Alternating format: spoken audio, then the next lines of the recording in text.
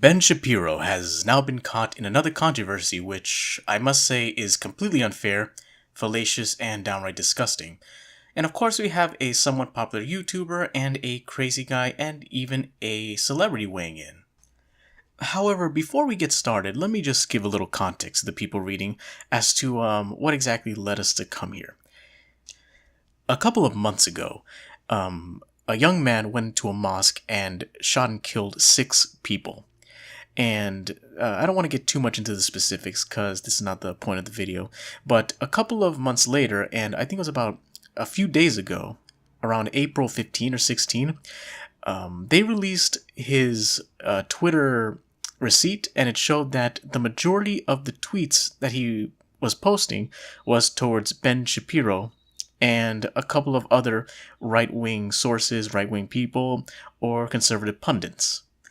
Many media outlets just printed out pages and made articles pretty much showing that this kid was a fan of Ben Shapiro and that somehow it means that Ben Shapiro is somewhat responsible for this kid because, for whatever reason it's just absolutely fallacious to me.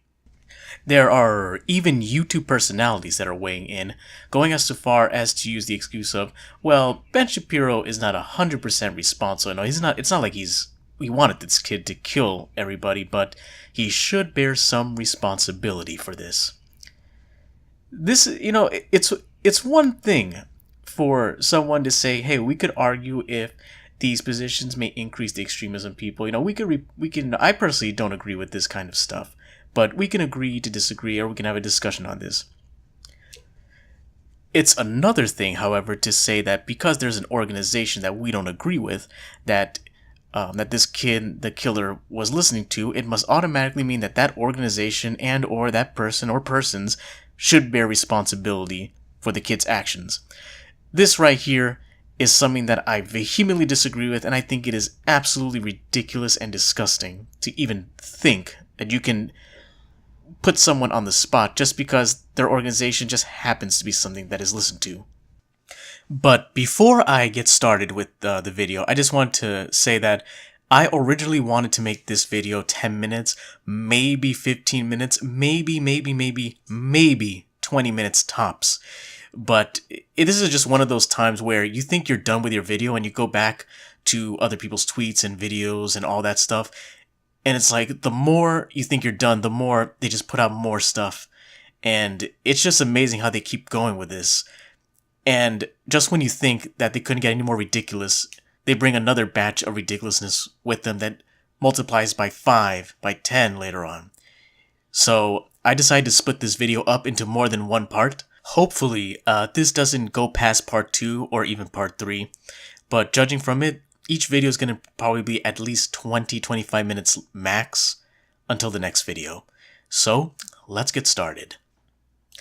Here's an article from the Washington Post, which says, Quebec city mosque shooters scoured Twitter for Trump right-wing figures before attack. Now, if you think that this article could be any more of a hit piece than it already is just from the title, wait till you read what I consider my most favorite part of the article. Bissonnet, or Bissonnette, I guess since it's French and it's Canada, I don't know if I'm butchering the name, but Bissonnette checked in on the Twitter account of Ben Shapiro, editor-in-chief of the conservative news site The Daily Wire, 93 times in the month leading up to the shooting. Now, if you're wondering where this 93 number comes from, it comes from this newly released information where the police pretty much scoured through the shooter's Twitter, and pretty much it showed how many times that person, quote, visited the websites or the channels or the Twitter accounts of certain celebrities. As you can see here, Ben Shapiro was visited 93 times, followed by John Nolte. So both of them are Daily Wire editors, both of them are with Ben Shapiro being the editor-in-chief, while John Nolte is the editor. This is extremely fallacious, and pretty much it's tying into the narrative that they're trying to create, which is, since Ben Shapiro is the top, that means that Ben Shapiro is somehow responsible for this kid going up and shooting a bunch of Muslims in a mosque. which again is extremely fallacious, but it actually gets better than that. Let's continue reading. Here is another from the Huffington Post, which is another very credible news outlet.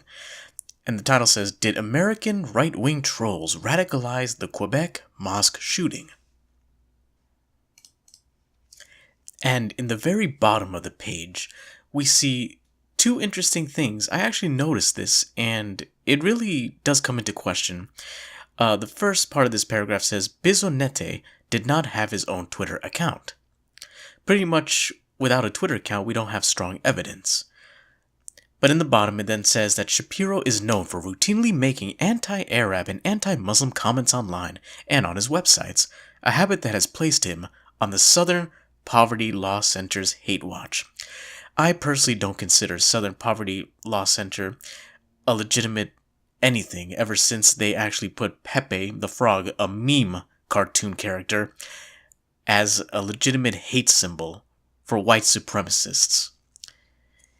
Let's move on. And this one I saved the best for last, Vice.com. And the reason is because this one took me by surprise. Here are the far-right conspiracists the Quebec City mosque shooter followed. Alexander Bisonette was obsessed with Alex Jones, Paul Joseph Watson, David Duke, Richard Spencer, and more, a court document revealed. So I think you all pretty much realize why I saved this for last.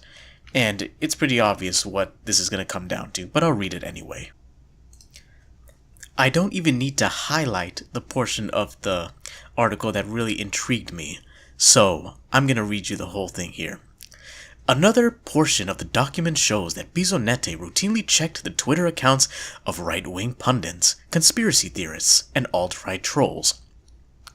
These include, but are not limited to, Ben Shapiro, who he checked the most, Paul Joseph Watson and Alex Jones of InfoWars, white nationalist Richard Spencer, alt-right troll Baked Alaska, conspiracy theorist Mike Cernovich, I don't know if I'm spelling that right, former KKK leader David Duke, the right-wing YouTube pundit and alleged cult leader Stefan Molyneux, Kellyanne Conway, Fox News personality Tucker Carlson, and then Rebel Media personality Gavin McInnes. McInnes was a co-founder of Vice. He and the company severed ties in 2008. What I found absolutely interesting and very downright despicable about this whole article was that, if you noticed, now I don't consider myself a huge fan of Paul Joseph Watson or Alex Jones, although I will admit that the Alex Jones memes do make me laugh, and they're pretty entertaining. But aside from that, I'm not a fan of, well, I really despise Richard Spencer. I don't know much about Baked Alaska. I have heard of some things about Mike Cernovich, and of course I'm against David Duke because of the KKK thing. But these are some of the people that I find really, that I don't believe they can actually be put together with the others. Stefan Molyneux, I don't know if I'm spelling that right. I don't know how he's tied in as a conspiracy theorist or alt-writer.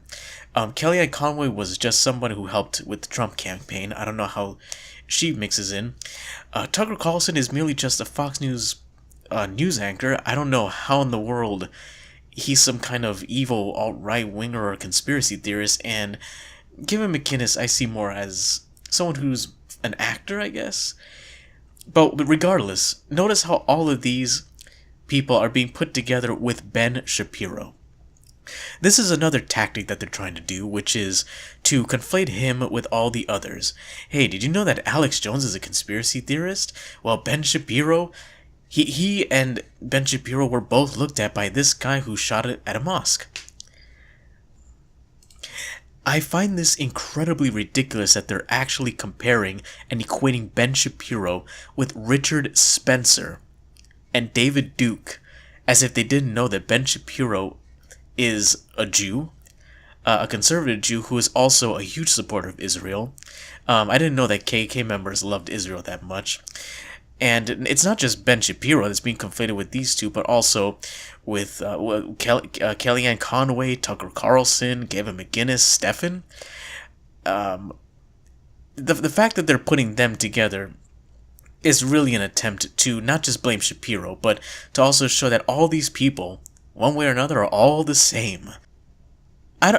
Is this really what you guys are trying to do?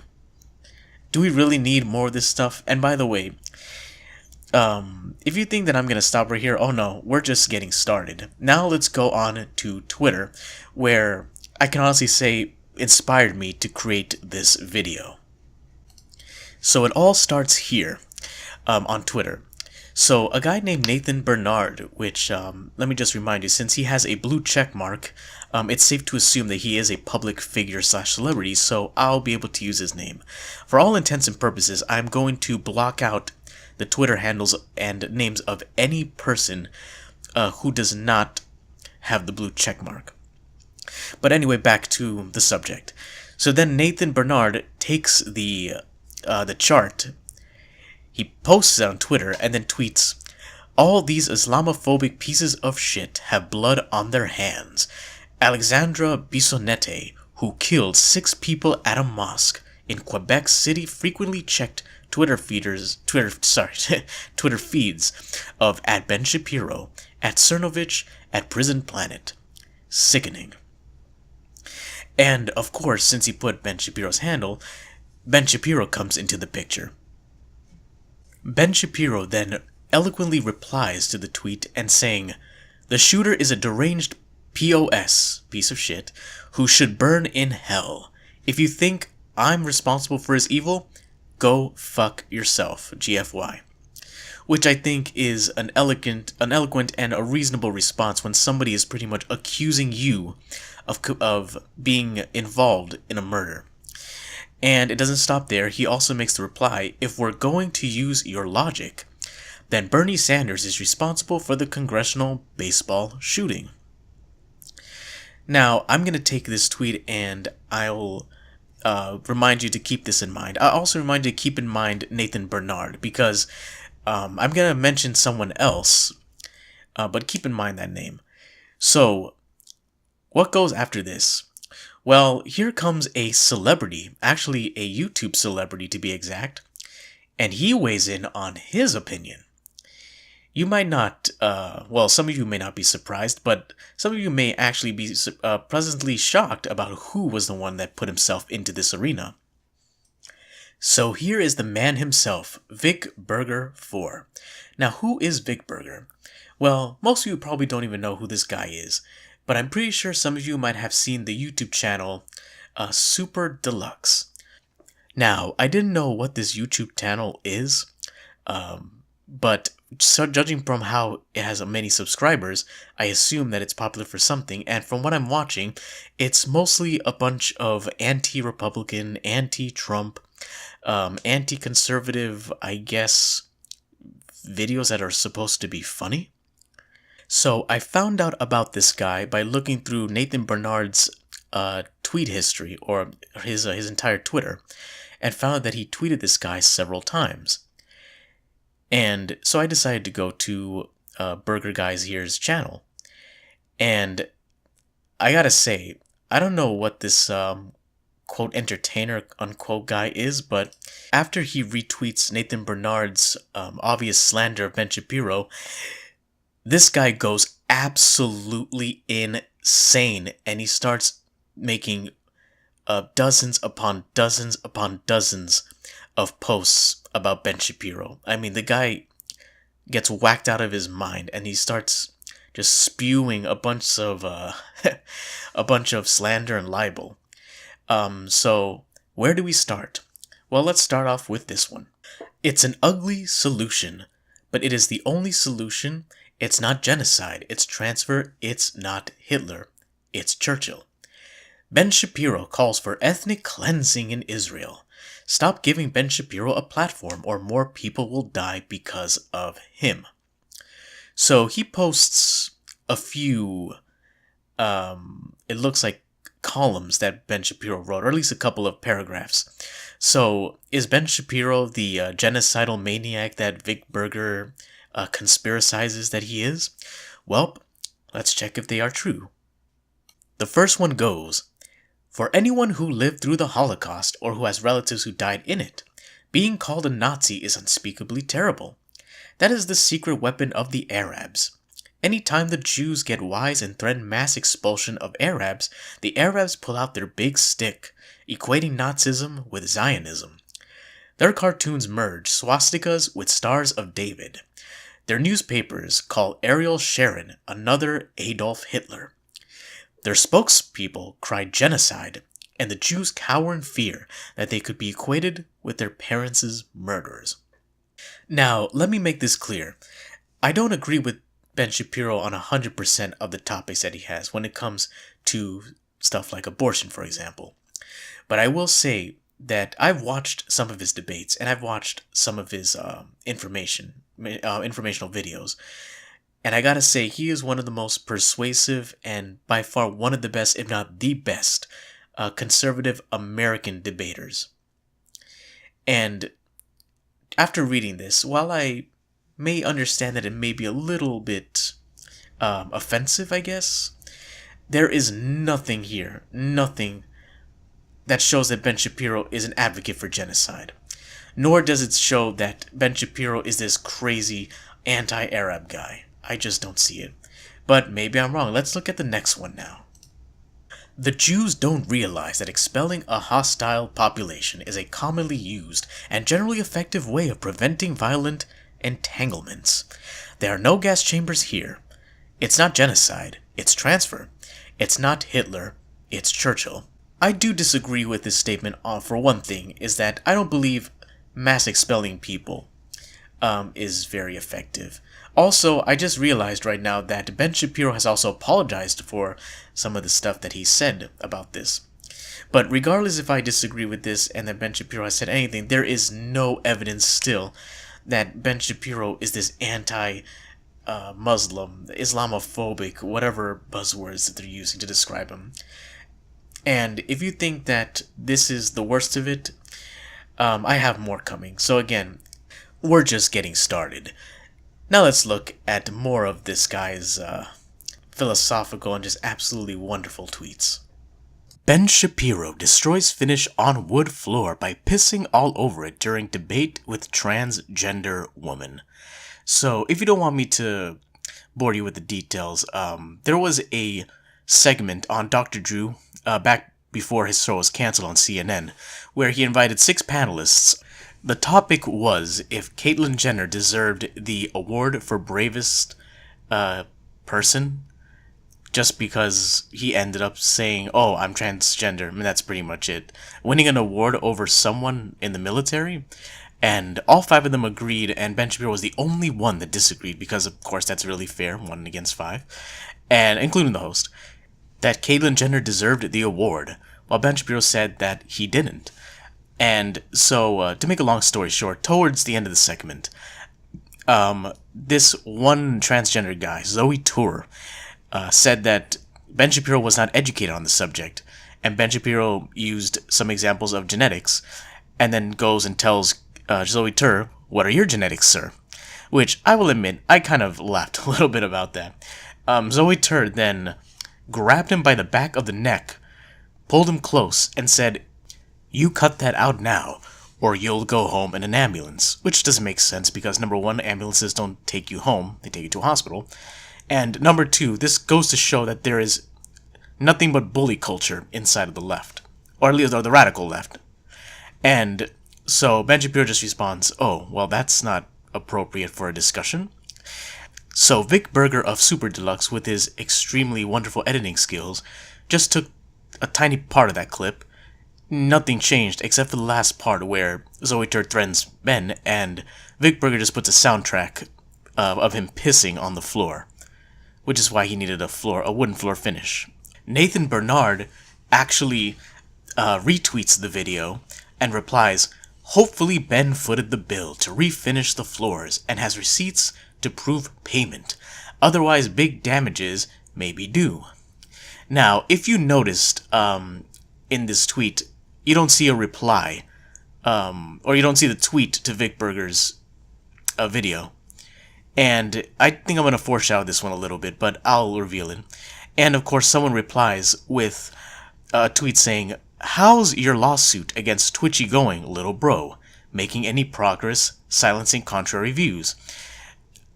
Keep this tweet in mind. In fact, keep the two tweets in mind, because this is gonna foreshadow what Vic Berger later on does, being the man of integrity he is. Here are more tweets, a retweet of the real Donald Trump, our president, and he retweets the video again. Here's another tweet saying, what does this mean, Ben Shapiro? Priorities, people equals get rid of Muslims, followers. Which, if you read the tweet, radical Muslim kills 49 LGBT people in Florida. Obama blames guns. Bernie says climate change is our greatest threat. Priorities, people.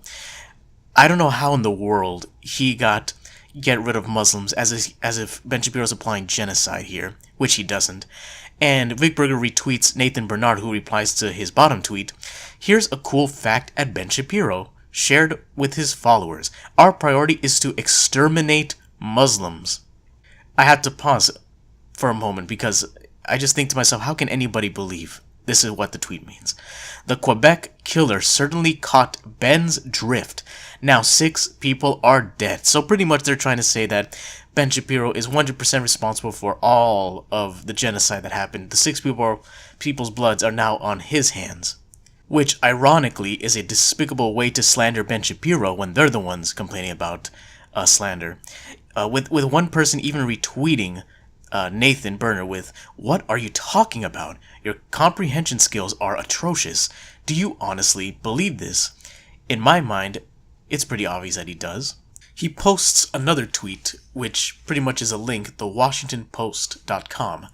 And you can pause the video and read this, but actually I'll read this really quickly. "Toronto, the 28-year-old man who attacked a mosque in a Quebec City suburb in January 2017 spent hours in front of his computer screen reading about mass shooters and scouring the Twitter accounts of right-wing commentators." So this is pretty much the Washington Post article that I showed you earlier in the video.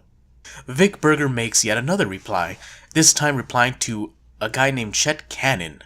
"Let me get this straight," at Nathan Bernard.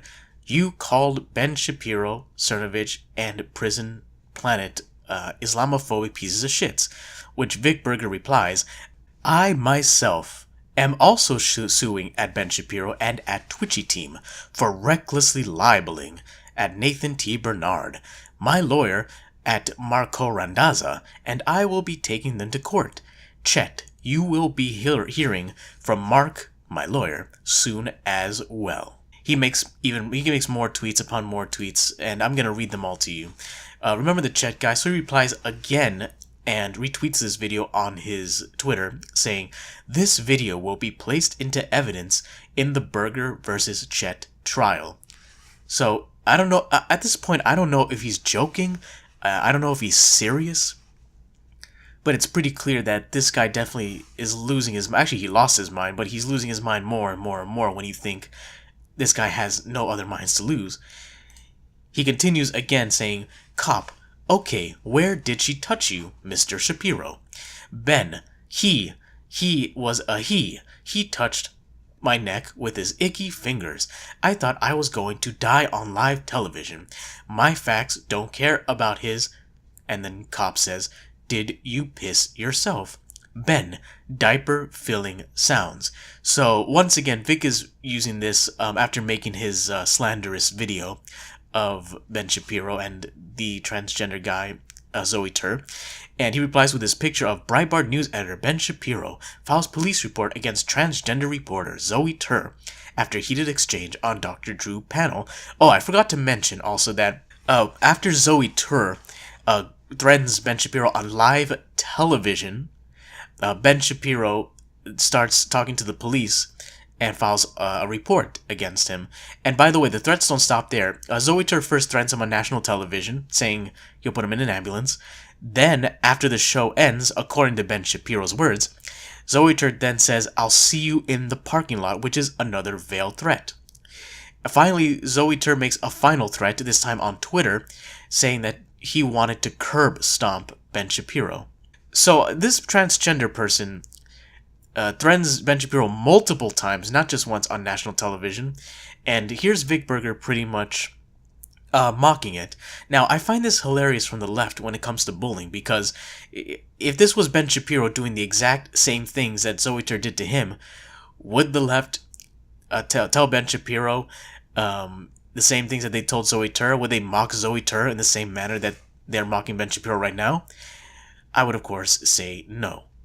Here's another one where he retweets to Ben Shapiro with an ambulance saying pediatric ambulance, which is, of course, a vehicle for kids. He then makes more tweets saying, paramedic, replying with paramedic, mother of God, we're going to need more diapers.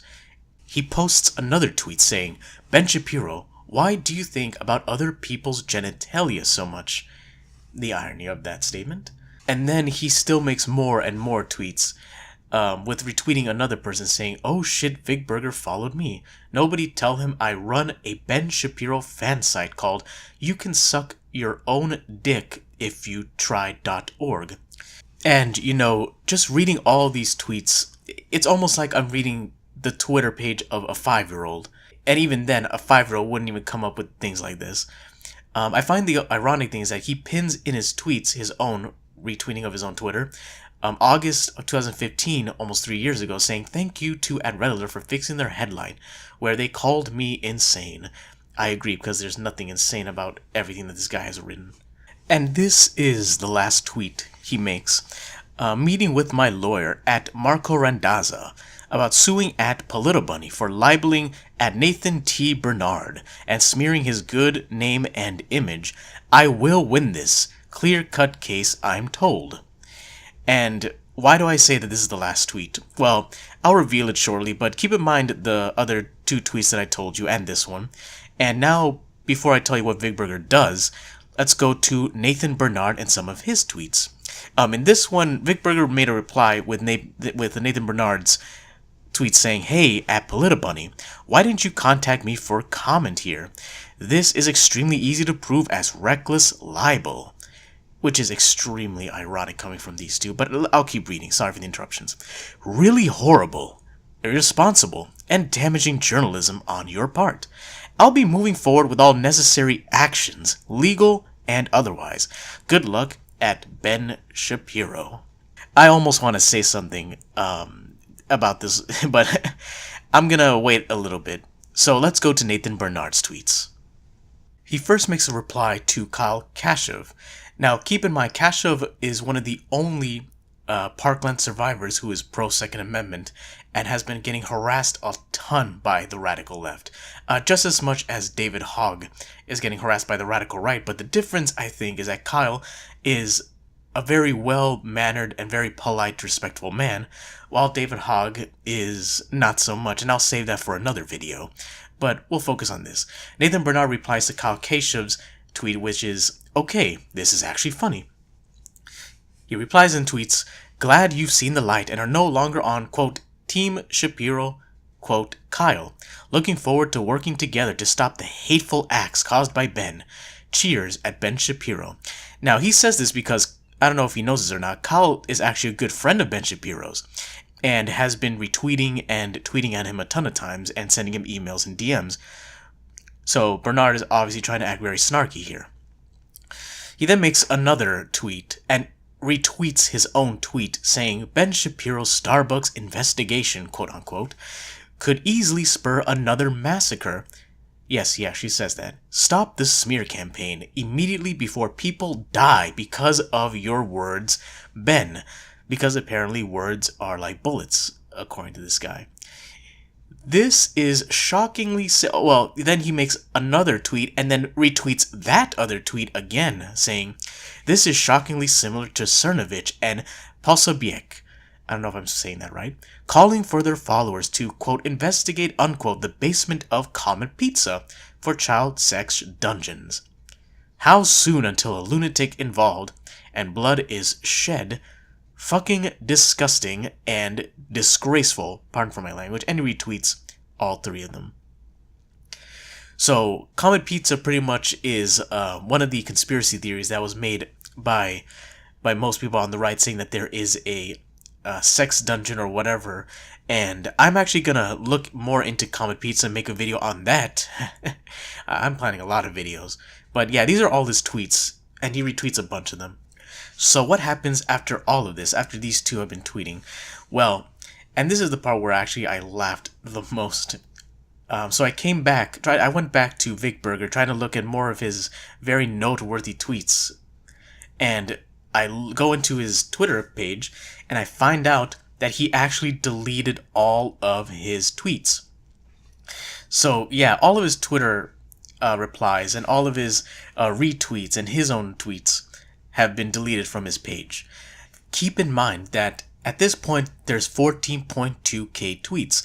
Now, when I went to his Twitter page, all of his tweets were deleted except for one retweet of Ian Miles Chung, saying, "For being supposedly irrelevant, sites like AV Club sure love talking about baked Alaska." And I'll repeat myself, keep in mind the 14.2k tweets that he had. When I came out and came back 1 minute later, he went from having 14.2k tweets to having 11k tweets. So I think what's happening is that he deletes his tweets, and because there's a ton of tweets that have to be deleted from the system, his total tweet number is slowly going down. Here again, we see his tweets. This time, he retweets the original tweet saying, "Thank you to Red Alert." And he makes another retweet saying, "Brett Saunders. The Daily Dot was unable to confirm the interaction with Chubby Checker." Well, so that retweet is irrelevant to the whole thing. And notice how he has 7k tweets, well, 7.7k tweets. And then finally, I go and I refresh it 2 minutes later, and it goes down to 4.5k tweets, 4,500. And he deletes everything again except leaving the Ian Miles Chung one. So this is one of the main reasons why I made this video. Here is a guy who runs a fairly popular YouTube channel, SuperDeluxe, and for being a quote comedian unquote, this guy really can't take any jokes. He also takes stuff like this very seriously. He comes up with conspiracy theories, saying that Ben Shapiro is some kind of mass murderer who's going around telling people to kill all the Muslims, which, by the way, I still don't see any evidence that he directly said to do anything to any Muslims. And then he goes and deletes all of his tweets, and at first I think to myself, now what could have possibly spurred him to do this? And it took me less than 20 seconds to look back and think, now I see why he deleted all of his tweets. And the reason is clear. So this is the end of part 1 of this series. So I'm going to stop it right here because I don't want my video to go on for much longer. If you want to know the reason why his entire Twitter was deleted, why he deleted it, that's going to be in part 2 of this series. So thank you very much for watching. If you like what I put out there, just hit the subscribe button and like or unlike if you liked or don't like this video. And don't be afraid to put some criticism on and I'll definitely read it. But yeah, I'll end part 1 in this one. Watch the next slide for part 2.